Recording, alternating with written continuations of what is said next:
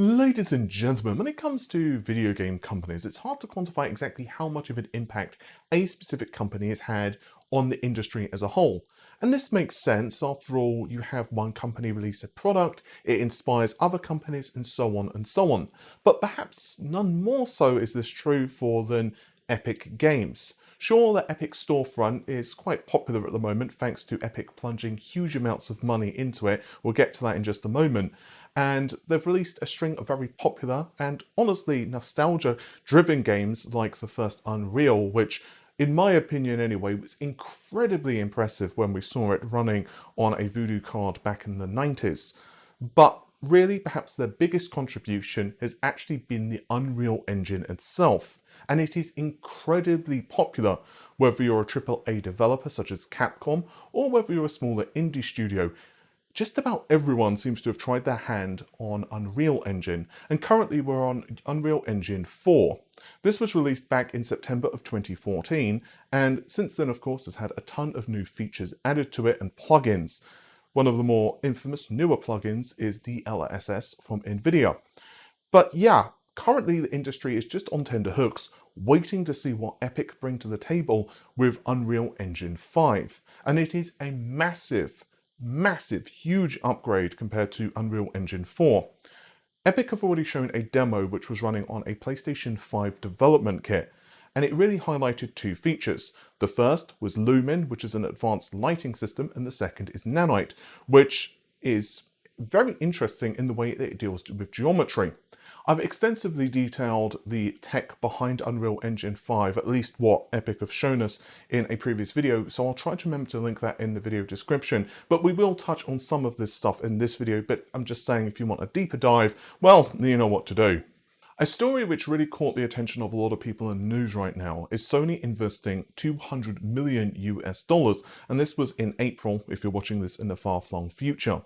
This was on top of the 250 million US dollars that Sony have already plonked into Epic Games. And so the question is, why are Sony doing this, and what exactly is the purpose of this collaboration?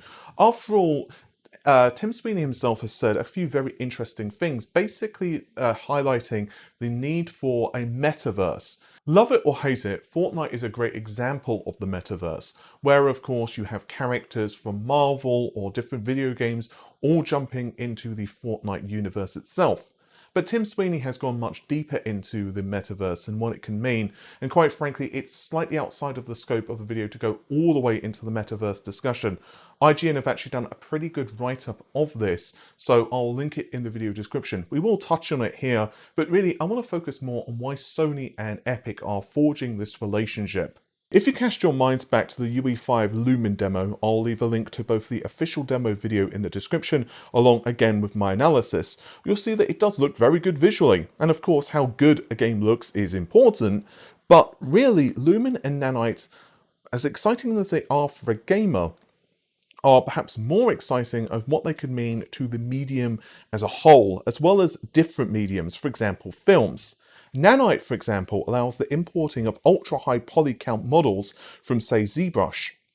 And you no longer, as an artist, are forced to create multiple different versions of these models based on distance from the camera, or scale down your efforts from ultra-high resolution models to something that won't cause the engine to choke in the first place. Matt Hargett, who is now working at Roblox, and Bob Duffy, who is an Intel Graphics employee, and I were discussing this at some length in a podcast, and they provided a much more technical explanation than what I'm about to go into here, so I'll link that podcast in the description of this video. Long story short though, imagine you're creating an ultra high quality model, let's call it 100% quality. You will then create lower quality models based upon this. Possibly your target system wouldn't be able to handle the full triangle count of the original model anyway, so perhaps for the game you would go for a 70% model. Then you would create other LOD versions based on the camera's proximity to the object. So basically as it gets further away or obscured from view, lower quality models can be swapped in. This means you need to have all of this additional work as an artist, having all of these different versions you need to work on, bake in details and so on. But with Nanite, it just isn't a thing.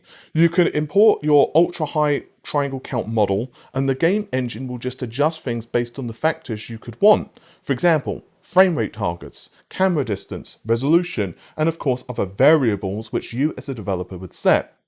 But during the Nanite portion of the official video, it also mentions multiple times that it allows content creators and developers to use movie quality like assets and just merge them into the engine. And of course, even 16K textures, which again, will adjust in their quality as required.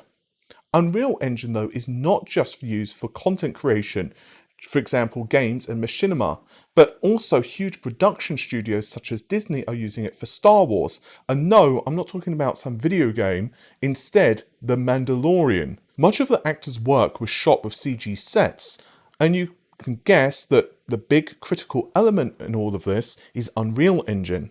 So this brings me back to my original question. Why are Sony so interested in all of this? And what type of relationship are they forging? What are they looking to achieve with this collaboration?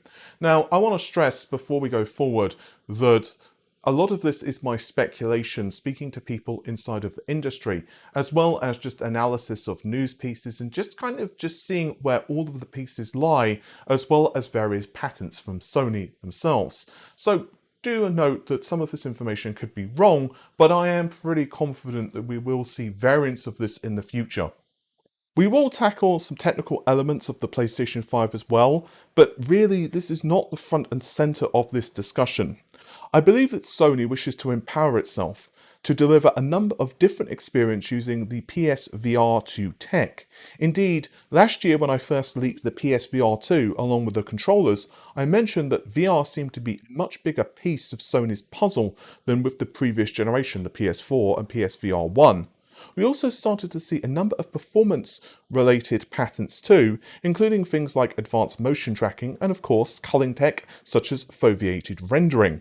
From a business sense though, the more interesting patents which I covered were not the wowzers more FPS or resolution ones, but instead ones demonstrating Sony's desire to monetize and create VR content that wasn't just pew pew pew from a first person. Example patents we've seen include the ability to spectate live events and concerts, video games, and even having your avatar in real-time space, along with a plethora of camera-related patents, ability for the camera to essentially map your face, and a lot more besides. User-generated content is huge right now, but imagine having the ability to be in the crowd of a new Mortal Kombat game and watching your friends Stuart and Tommy fight it out as, say, Scorpion and Johnny Cage. From your point of view, in your VR seat, well, Tommy is Cage, so to speak. And moreover, you're watching it from the correct perspective. As part of this crowd in this arena, you can look at the sights and sounds of the arena and look at the AI Shao Kahn as it yells, "Finish him!" and watch the howls of humiliation as Cage writes Scorpion an autograph in friendship. Plus, there are other sporting events too, concerts, movie releases, but imagine being able to watch and interact with user-generated content. Imagine a game such as Until Dawn. Yeah, it was pretty cool on the PS4, but imagine how awesome it would be compared to, let's say, the cliched teenage slasher flick. If this was a VR experience where rather than watching it through the traditional means of Twitch, you could somewhat interact. You could almost feel like you're part of it. You could watch this thing 20 different times. As Joanna, well, she wisely tries to avoid the thing that says Swamp of Doom, be wary of any who enter here. Meanwhile, well, yeah, Stuart, clearly he didn't learn his lessons from Mortal Kombat earlier and thinks, this looks like a good place to go camping. Let's go in. These experiences would differ. They would offer fresh, unique content compared to even, let's say, a Let's Play, but way more interactive, giving you a virtual seat, camera to watch things from different angles, different perspectives, and perhaps even interact. And this opens up many different ways to monetize these experiences. Ka-ching! Everything from a straight up pay-per-view, for example a live event, which Sony again have patents for, to in-game advertising, sales of software itself, and so much more. I'm sure you can speculate stuff in the comments down below. One thing I am pretty certain about the PS5 is that it is built around VR as an imperative, and the geometry engine itself seems to have been tweaked to effectively deal with slightly different perspective of each eye. The reality is, though, that none of this really matters. Sony probably have a longer-term content plan in place, and given that Sony have, of course, movie and entertainment divisions, it could easily do ties with other movie and entertainment companies, and it could be extremely interesting. Does this mean that what Sony are working on cannot be copied? Of course not. Valve, for example, have a huge marketplace with Steam, and so naturally they could also go similar routes. Microsoft are free, of course, to pursue their own VR system, and the Xbox Series X is no slouch. It could quite easily run a VR headset. But the reality is that Sony definitely see this as a really massive win for future entertainment. And quite frankly, it's hard to not get at least a little bit excited about it. VR is one of those emerging technologies where it's not quite there yet in the mindset of the average person that they need a VR headset. But I think this will change. I think the PSVR 1 definitely, it was interesting for what it was. It did have some technical limitations, but I saw it as kind of like Sony's experiment as they got ready for, of course, this next generation.